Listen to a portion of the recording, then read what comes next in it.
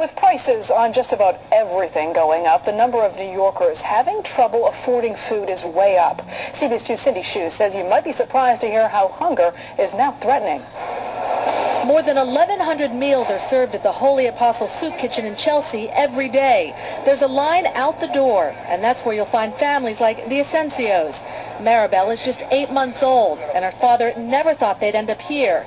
Just a few months ago, he was making nearly $50,000 a year as a warehouse supervisor. One day you're working, one day you have your home, and the next day you don't have a home and you're not working. So, but I pray to God every day to try to get back on my feet. Today, an alarming study on hunger in New York City was released. It found middle-income, college-educated, working New Yorkers saw the biggest increase in numbers when it comes to struggling with being able to afford food. If you're a middle-class family and you've got 2 or 3 kids and you're paying half your income for rent, well, something's got to give.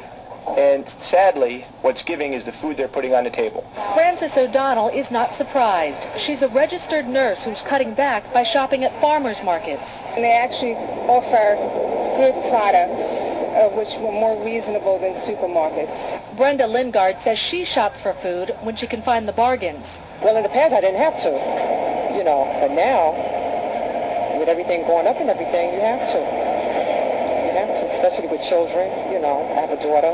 Gary Pranzo is a soup kitchen volunteer who says we need to wipe out the stigma attached to being hungry. These are people who I avoided. I make no bones about it.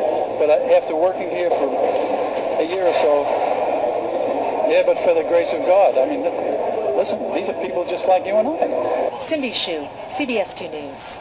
And the Food Bank for New York City says while the study's findings are grim, the future will be even worse unless legislators focus on ways to solve the problem.